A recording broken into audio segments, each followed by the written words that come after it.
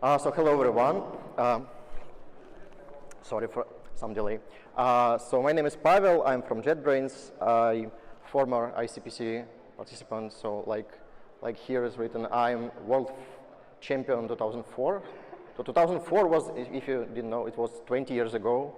So it was, some of you probably not even born that year. So now I'm almost 40 and I still participate in programming competitions.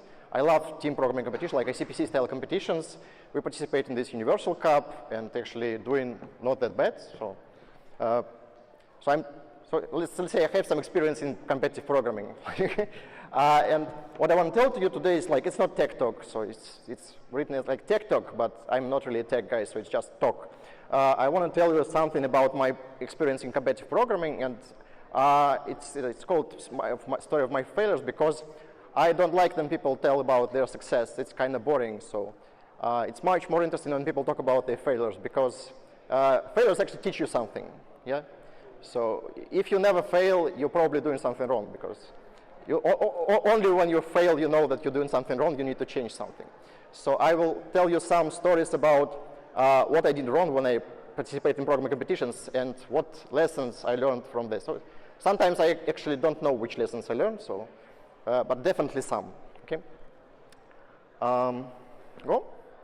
So some of these failures you probably will not consider as failures, okay? We will talk about this also, but I consider them as failures, so that's why. Now let's go.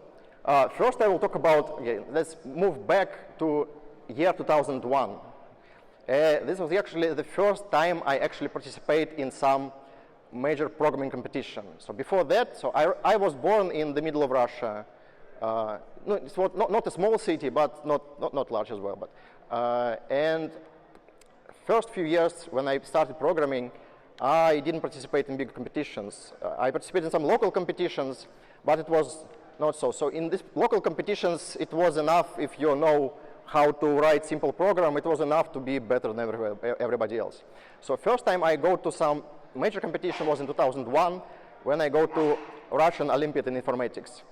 And that's my place. Sorry, it's in Russian. I'm too lazy to translate all the names to English, so all the names are in Russian, but you kind of know this. So that's me on line 15. Again, maybe you will not consider it as a failure, like place 15 in all Russian Olympiad, maybe not that. But for me, it was kind of strange because before that, I won all the local competitions. So I wasn't expected that there are some people who are actually smarter than me. And that was the first lesson I learned, that actually there are a lot of people smarter than me. And the second lesson, these people are not only smarter than me, they're also training for this competition. So being smart is not enough to win these competitions. You also need to have some trainings. And but again, I learned this lesson. So after that contest, I actually start training. And let's move to year 2002. So I trained the whole year. And not only by myself, I also, like, judges of, coaches of Russian team took me into rotation, so I joined all the training camps. They recommend me some books. It's the first time I actually bought some books about programming, besides some, book about, I have one book about Turbo Pascal. That's all I have. So I actually learned some algorithms, learned some stuff. And in 2002, I actually go to Russian Olympiad already prepared. And here's my result. Again, you probably won't consider it a failure. It's place 6 in all Russian Olympiad, not that bad, yeah? But I want to specifically look at this part. You can see this number 3 in my column. So that's something I'm not really proud of. So for this problem, so 32 is the maximal score for this problem. And I just scored 3 points because I was too fast. So it was a kind of easy problem. So I spent not that much time on this problem. But I make very simple bug in this program. And this bug costed me like 30 points in this competition. 30 points is a lot. Like you see, my total score is like 100 points. Like 30% of my points lost here because of simple bug in very simple program. And that time you didn't have feedback in IOI competitions. So you just submit your solution. And after the end of the competition, they tell you, OK, you have 3 points for this problem. And you're like, OK. So that's how it happened. So like you see, so if I get 30 more points, I got to third place, yes. But what's even more, what lesson I learned from that? That you need to be careful even in simple problems. If you have multiple problems, some of them are easy, some of them are hard, don't just underestimate these easy problems. Yes, even easy problem may cause a lot of troubles in future, like here. So instead, because of this simple bug, I had big trouble actually advancing to IOI, because in IOI top 4 participants advanced, not from this Olympiad actually, there is a training camp, so they sum score for your Russian Olympiad plus score for your training camp. So this is the result of the training camps. So I actually advanced to IOI from the 5th place. You see, I lost like 5 points to the next participant, but for some reason, I still no idea why. Coaches decided to take me to IOI instead of Maxim. I still think it's a bad decision for them actually, because I didn't learn anything, and I made the same bug in IOI, and here I am in the IOI. Not the same bug actually, no, but it was problem in the simplest program. So it's in the simplest problem of the tour, I make a simple mistake. For some reason, I convinced myself it can be solved using greedy algorithm, and I convinced myself to the point where I just implemented it and submitted it, and I didn't think about problem after that. But after the contest, they told me, how do you solve it? Okay, it's simple greedy algorithm. Okay, why it's all greedy algorithm? And I'm like, what do you mean why? It's obvious. That's what. Don't do it like this, okay? So be a little bit, a little bit more suspicious to thought like that. Even if you think the problem is easy, just give yourself some time to think about it. Okay, so that's all about my IOI experience. Let's move to my ICPC experience. After IOI, so I moved to St. Petersburg, joined ITMO, and started participating in ICPC competitions. Unfortunately, I don't have the standings for our local trainings, because it actually tells a story. So in the first few trainings, so we have a very nice team. It was me, another guy with silver medal from Summer Olympiad, and the third guy also very smart. So we have very smart students. But the first few trainings were actually lost miserably, because we just don't know how to do it. Because, you probably know, ICPC competitions are very different from individual competitions. You have one computer, you have 3 persons, you need to somehow cooperate, and it's a hard thing to do. So after that, we learned how to do it, after a few trainings. Then we won all local competitions, and we moved to our, it's called NERC, now it's called NERC, so it was Northeastern Europe competition, now it's called Northern Eurasia competition. This might make more sense actually, but that's how it called that days. So, okay, so and that competition was a big failure for me. So let's see. So you can see. So this is the scoreboard of the of this competition. Can you find my team? No, you can see it. So this is. So it's not called ITMO. It's called IFMO that days. Long story. So we changed the name several times while I was studying.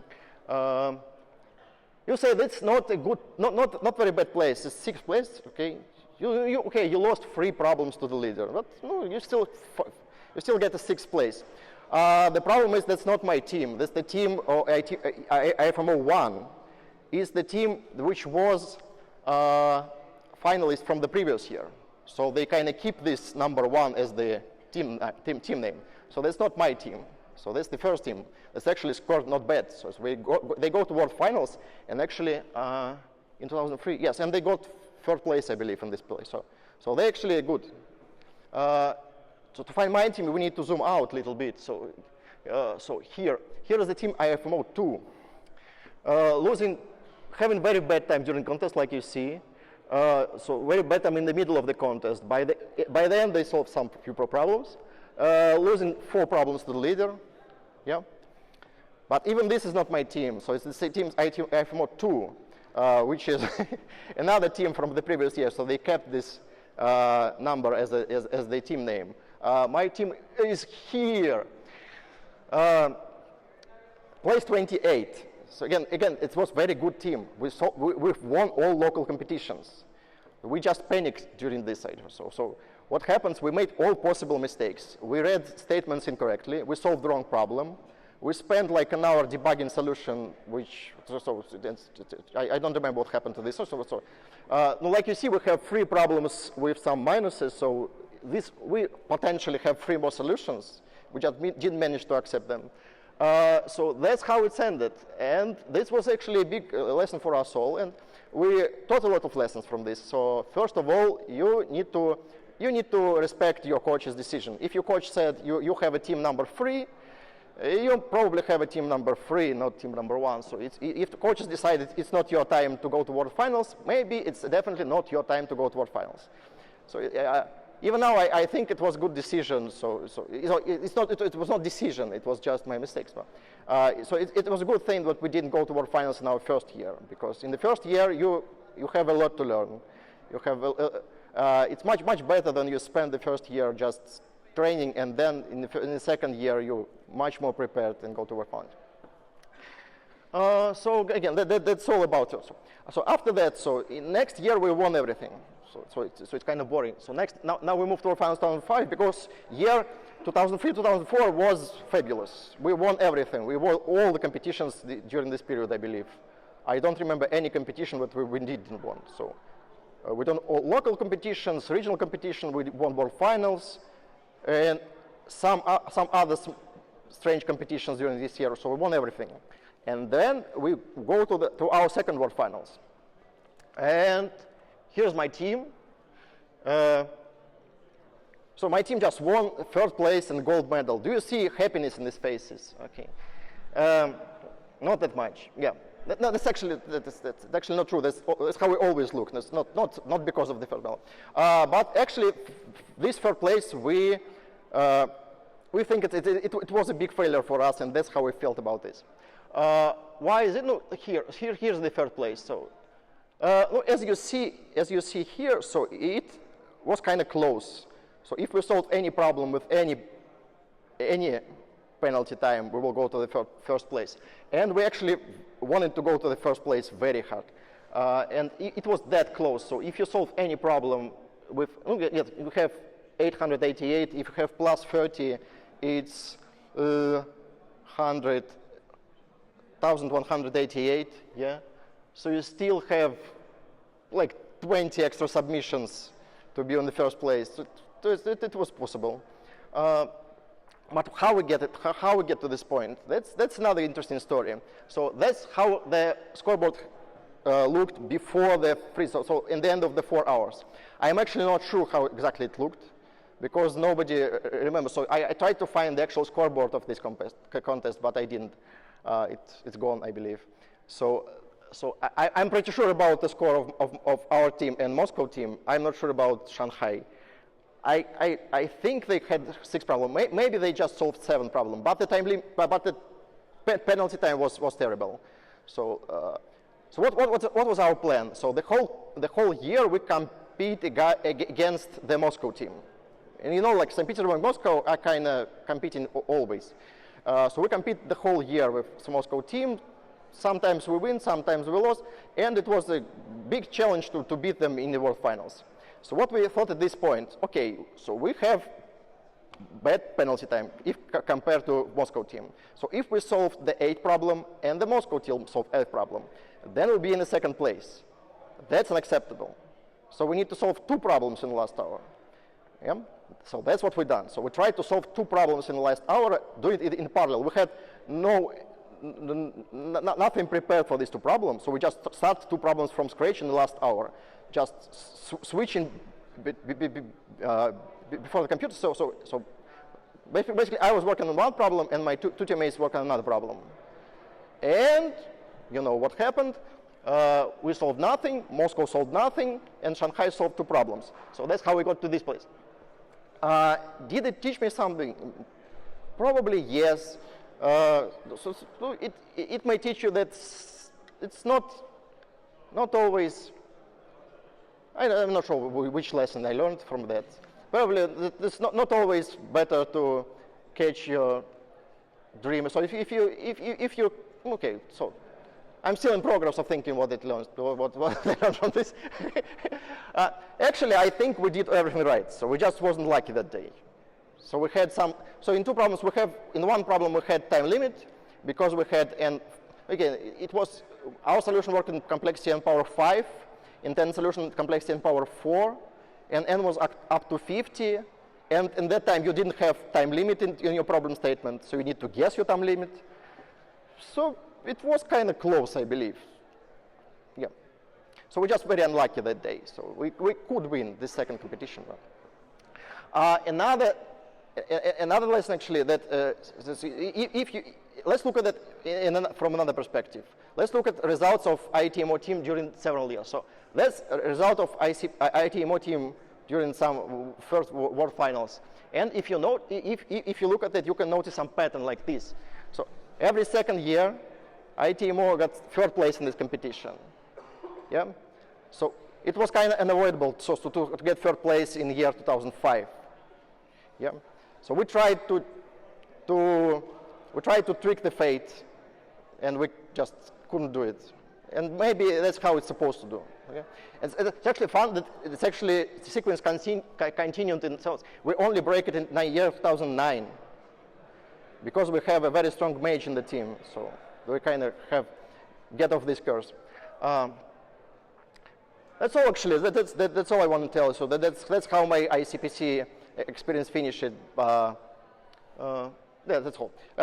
So what I want to tell you, I don't know. So what can we learn from this presentation? That failures happen. So if tomorrow some of you probably will fail, and it's fine. Okay. So don't be very harsh on yourself. So if you perform not as good as you're supposed to, just okay, you can remember it and give a talk about it in a few years. But then just continue, and the next competition will be better. Okay? So good luck tomorrow. Have fun. That's all from me. Thank you.